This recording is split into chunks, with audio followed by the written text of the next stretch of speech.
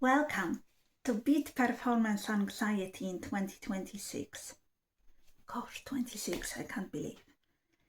Anyway, if you have ever been told to just breathe or think positive before performance and found it didn't even touch the sides of your anxiety, this series is for you.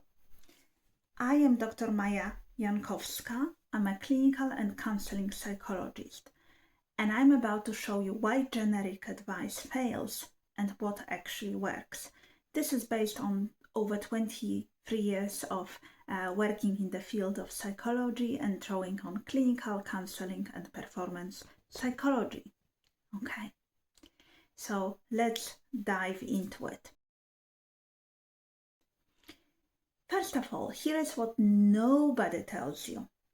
Performance anxiety isn't just one single problem.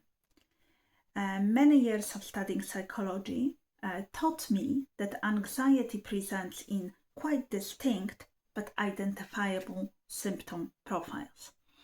Your unique combination of thoughts, physical sensations, and behaviors point to the specific neurological and psychological pathways in your brain that your anxiety is using.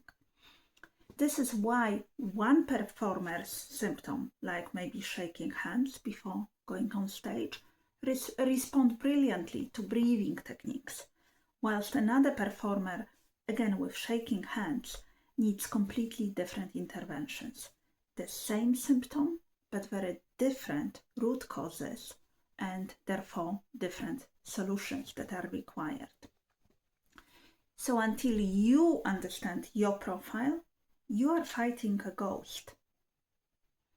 Over the next several weeks, I'm going to walk you through each of the 7 performance anxiety profiles that I have identified in my clinical work with professional performers. So let's call them out. I gave them funky names. One of them is the catastrophizer, whose mind runs what-if scenarios on a loop. Another one is the somatic sensor, who experiences overwhelming, flooding physical symptoms. Then we have the imposter perfectionist, trapped by conditional self-worth. And we have also the comparison constable, drained by measuring against other performers.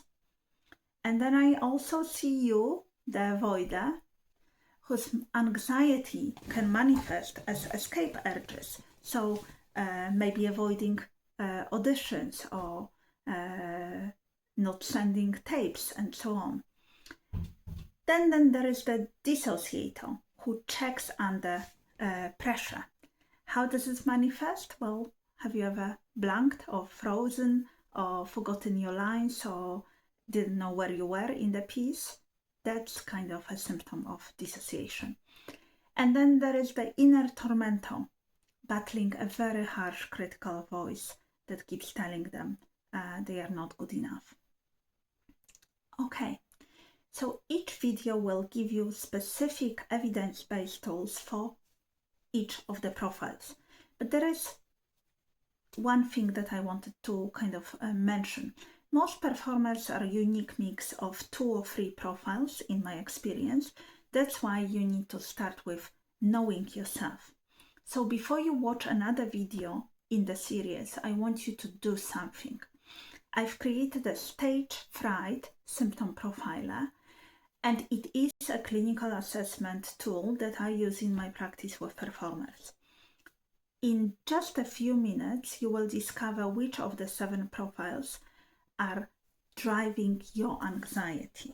Okay, so go ahead and download your stage fright symptom profiler. Okay, it looks like that, and the link is in the comments below. This isn't a personality quiz. It's a psychological assessment based on cognitive behavioral frameworks and somatic experiencing principles. So please take advantage of it. Once you know your profile, you will know which video in the series to prioritize. you'll stop wasting time on strategies that weren't designed for your specific neurological patterns. As I said, the link is in the description below, and yes, it is completely free. I really want to deliver as much value to as many lovely performers out there as possible. So download it, complete it, honestly, be honest with yourself, nobody is going to look or judge you on that, and then come back to the series knowing what you are working with. And if you find it useful, please send it to fellow performers as well. So here is how the series works. Each week, I will release a video diving deep into one of the 7 profiles. So just identify the right one for you and go ahead. You will learn why your brain creates this specific pattern, what actually happens neurologically, and most importantly, you will learn the clinical techniques that work for this profile with practical exercises that you can start right away. These videos will give you the what and the why, all the foundation that you need. Of course, if you decide you need deeper or more transformative work, that's what I do in my masterclasses and my programs, as well as one-to-one clinical work. Think of this series as your diagnostic, like your roadmap. And this is usually really enough to start you off.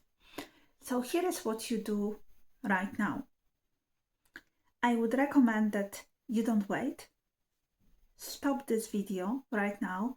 Download the free copy of the Stage Fright Symptom Profiler. The link is in the description.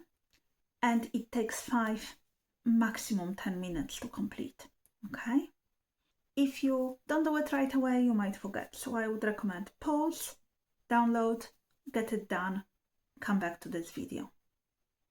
Okay, I hope you did it. Step 2. Come back and subscribe to this channel so that you don't miss any videos in this series. I'm quite busy, so I'm only available for I've got enough time to record 1 video a week, so they will be released slowly over the next 7 weeks. Step 3.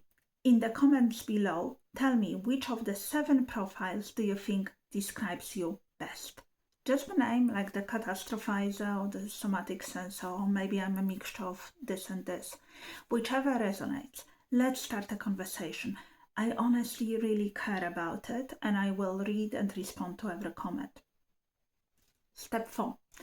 Watch the videos for your specific profiles, and please don't feel you need to watch all of the videos. Just focus on what matters to you. But if you find that it really resonates and might be useful for your colleagues, send them the relevant video too. I would greatly appreciate it. Okay, so once again, my name is Dr. Maja Jankowska, and over the next few weeks, I'm going to help you move from confusion to clarity, from anxiety to agency. Let's begin, and see you soon.